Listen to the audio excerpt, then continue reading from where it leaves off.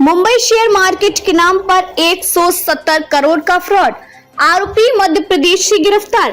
Mumbai crime branch property cell को बड़ी कामयाबी मिली है। एक आरोपी द्वारा लोगों को इन्वेस्टमेंट के नाम पर 84% रिटर्न, हाई रिटर्न देने के नाम पर लोगों के साथ फ्रॉड कर रहा था। पीड़ितों ने मुंबई के वर्सोवा पुलिस स्टेशन में शिकायत दर्ज किया था। मुंबई पुलिस पिछले कुछ दिनों से आरोपी की तलाश कर रही थी। आरोपी को मध्य प्रदेश के छतरपुर से गिरफ्तार किया है।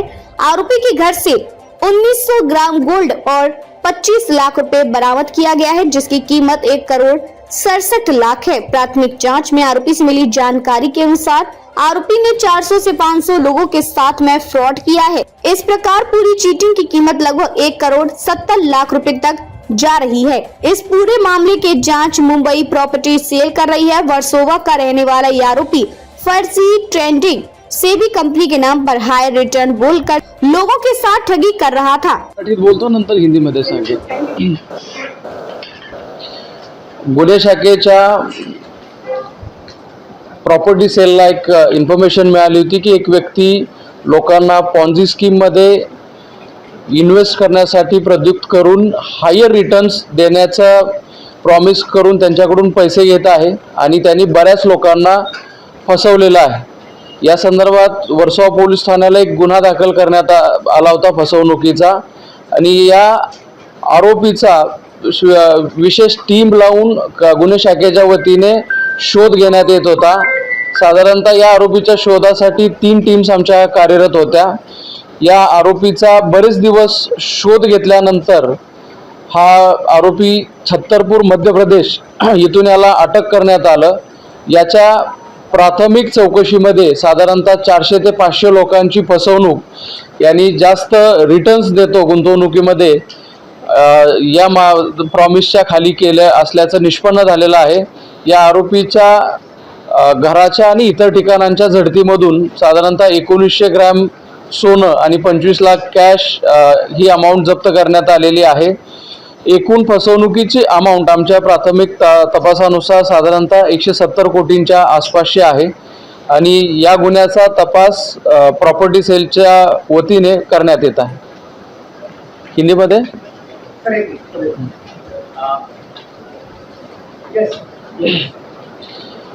क्राइम ब्रांच की प्रॉपर्टी सेल को एक इन्फॉर्मेशन मिली थी कि एक सस्पेक्ट लोगों को हायर रिटर्न्स देने के प्रॉमिस पे इन्वेस्टमेंट के लिए फ्रॉडुलेंटली तैयार कर रहा है और इसमें तकरीबन 84% रिटर्न्स का प्रॉमिस कर रहा है। इसी आधार पे जिस व्यक्ति की चीटिंग हुई थी उसकी कंप्लेंट पे एक ऑफेंस वर्सोवा पुलिस स्टेशन में रजिस्टर किया गया था। हमारी 3 टीमें पिछले कई दिनों से इस अक्यूज का सर्च कर रही थी और फाइनली कल छतरपुर मध्य प्रदेश में इस अक्यूज को हमारी टीम ने पकड़ा है। इस अक्यूज के घर और वेरियस प्रीमाइसेस के सर्च में अब तक हमें 1900 ग्राम गोल्ड और 25 लाख रुपए कैश ये हमने जब्त किया है, जिसकी टोटल वैल्यू 1,67 लाख है।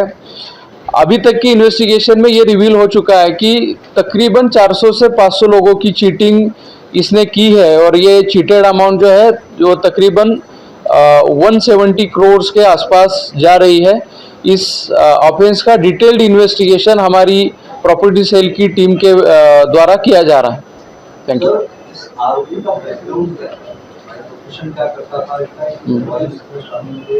और इसके कोई ऑफिस वगैरह खोला था, किस तरह से लोगों से अप्रोच करता था, मोटर्स ऑपरेशन? आरोपी ने एक समर यश ट्रेडिंग कंपनी करके एक LLP कंपनी इस्टेब्लिश की थी। इस कंपनी को वो प्रोजेक्ट करता था कि मैं सेबी रजिस्टर्ड है मेरी कंपनी और आप बिना हिचकिचाए यहाँ पे इन्वेस्टमेंट कर सकते हो। आरोपी का जो बैकग्राउंड है नॉर्मल ग्रेजुएट है, वो वर्सोवा का रहने वाला है और हायर रिटर्न्स का प्रॉमिस वो लोगों को करता था। इसकी शुरुआत 2022 में हुई थी। 22 से लेकर मई 24 तक ये सब चलता रहा। इसमें जब लोगों को रियलाइज़ हुआ कि उनके साथ चीटिंग हुई है, उन्होंने जितने अमाउंट इन्वेस्ट की थी वो मिलने वाली नहीं है, तो लोग उसको ढूंढने लगे और इसके बाद ये सारी चीज़ें सामने आई है। तो लोगों को पता नहीं था का ये शेयर मार्केट से सच में अटैच था या नहीं था, क्योंकि जो लोग मार्केट में इन्वेस्ट करते हैं कुछ समय के बाद ही अपना बेनिफिट देखकर वो इंक्वायरी करते हैं कि अंदर जनवरी लॉस हुआ, प्रॉफिट हुआ, 2 साल 2.5 साल के बाद उनको पैसे इनिशियली इसने उनके ही इन्वेस्टर्स की अमाउंट सर्कुलेट की, जैसे जैसे इसके पास पैसे आते गए वैसे वैसे वो दूसरे इन्वेस्टर्स को एज ए रिटर्न वही कैश देता रहा। इसकी वजह से लोगों को लगने लगा कि इसमें रिटर्न्स आ रहे हैं, लेकिन एक स्टेज पे जाके जब इसके पूरे कैलकुलेशंस फंस गए तो लोगों को देने के लिए इसके पास पैसे बचे नहीं। उस वक्त लोगों ने फिर रियलाइज हुआ लोगों को कि उनके साथ चीटिंग हुई, तो उसका सर्च शुरू किया और ये मई 2024 में वो गायब हो गया। इसके कमोडिटी मार्केटमध्ये त्यांनी हे केलं, शेअर मार्केटमध्ये कमोडिटी मार्केट अण्णानगर वगैरे म्हणजे आमच्याकडे इन्व्हेस्टिगेशन में रिव्हील झालं की शेअर मार्केटमध्ये इन्व्हेस्टमेंट करतो तुमच्या पैशांची आणि साधारणतः 84% रिटर्न्स देतो। आणि याच्यामध्ये नोट करण्यासाठी सारखी एक गोष्ट आहे की ज्या वर्सोवाच्या एरियामध्ये हा राहत होता तिकडे साऊथ इंडियन पॉप्युलेशन जास्त आहे आणि याचा जो स्प्रेड आहे तो मुंबई, MMR आणि काही आपली आजूबाजूची राज्य जिथे साऊथ इंडियन्स आपले राहतात अशा राज्यांमधले बरेचसे इन्व्हेस्टर्सला यांनी चीट केलेलं आहे।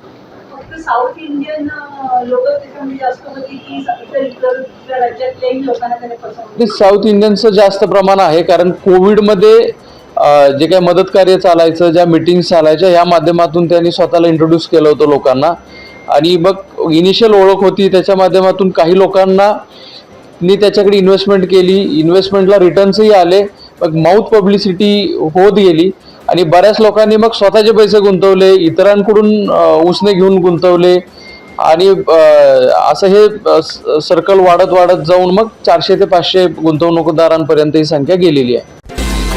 महाराष्ट्र के टिटवाला की चौंकाने वाली घटना, संचालक ने छात्र को बुरी तरह पीटा और स्कूल से निकालने की धमकी दी तो 11वीं की छात्र ने कर ली आत्महत्या।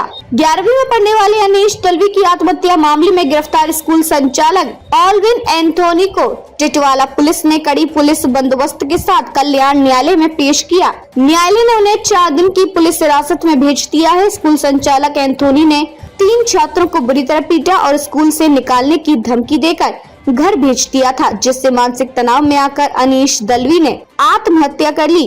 कल्याण तालुका के निम्बल्ली गांव के व्यवसायी अनिल दलवी का 16 वर्षीय बेटा अनीश कल्याण के बर्फ क्षेत्र के सेक्रेट हार्ट स्कूल में पढ़ता था। एक पोस्ट पर अनीश और उसके साथियों ने कुछ आपत्तिजनक टिप्पणी की थी। इस पर स्कूल संचालक एंथोनी ने तीनों छात्रों को अपने कार्यालय में बुलाया और बुरी तरह पिटाई की। उन्होंने छात्रों को धमकी दी कि वे अगले दिन स्कूल न आए और उनके लिविंग सर्टिफिकेट उनके घर भेजे जाएंगे। इस घटना से अनीश मानसिक तनाव में आ गया और उसने घर पर फांसी लगाकर आत्महत्या कर ली। इस घटना से पूरे क्षेत्र में हड़कंप मच गया। टिटवाला पुलिस ने आकस्मिक मृत्यु की रिपोर्ट दर्ज कर जांच शुरू की। अनीश के परिवार ने पुलिस थाने में एंथोनी के खिलाफ शिकायत दर्ज कराई। टिटवाला पुलिस ने एंथोनी के खिलाफ आत्महत्या के लिए उकसाने का मामला दर्ज किया। मामला दर्ज होने के 2 घंटे के भीतर ही एंथोनी को गिरफ्तार कर लिया गया। शुक्रवार को एंथोनी को न्यायालय में पेश किए गए। उन्हें 4 दिन की पुलिस हिरासत में भेज दिया गया। अनीश अनिल दलवी, ये लड़के ने परसों सुसाइड किया है। ये मैटर में जो अल्विन एंथोनी, ये स्कूल के संस्थापक अध्यक्ष है, ये ना कोई प्रिंसिपल है ना टीचर है, इनको मतलब अधिकारी नहीं इनको अनीश को पनिशमेंट करने का। फिर भी जो संस्थापक अध्यक्ष है इन्होंने अनीश को उनके कैबिन में बोला कि सामने थप्पड़ से मारा, उसके बाद में पट्टे से मारा, उसके बाद में और 4 जन थे, 4 जनों के फैमिली को सबको बुलाया, लेकिन हमारे जो दोस्त हैं अनिल सेठ उनको बताया नहीं और उनकी लड़के को डायरेक्ट उन्होंने स्टील इधर टिटवाला में भेजा और टिटवाला में भेज के वो उसके घर पे आके उन्होंने सुसाइड कर लिया। तो ये जो सब मैटर है इसमें अल्विन एंथोनी, इसकी वजह से ये सब हुआ है।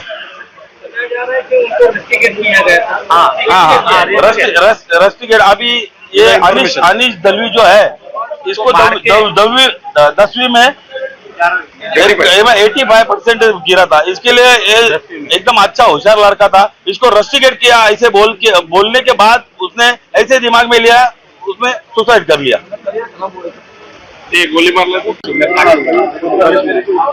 ये जो आलविन सर, आपका नाम? मेरा नाम नीलेश पंडित शेलार है।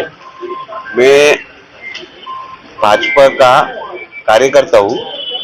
यहाँ पे मेरे जो रिश्तेदार है अनिल दलवी, उनके जो लड़के का जो इंसिडेंट हुआ है, ये इंसिडेंट है, ये हत्या है। हमारा यही क्लेम है कि दूसरे छात्रों को ऐसा कभी तकलीफ ना हो, ये हमारी एक मांग है। क्योंकि शिक्षकों ने ये करना चाहिए, लेकिन ये धर्म परिवर्तन जो है ये एल्विन सर हमेशा करते। हमको ये पता नहीं थी जब ये इंसिडेंट हुआ है, ये बहुत बड़ा है। हमारे यहाँ पे मराठी लोग हैं, हमारे समाज भी मराठी है।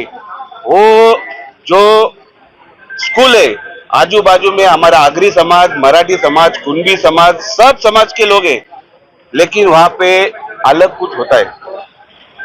वो पैर पड़ने का, किचन जैसा ये करने का ऐसा डेली चलता है।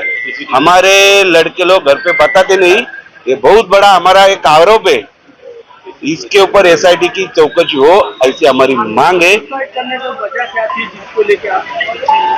जो भी वजह थी, पालकों को बुलाना मांगता था, एक मम्मी पापा को 6-7 लोगों को बुलाया।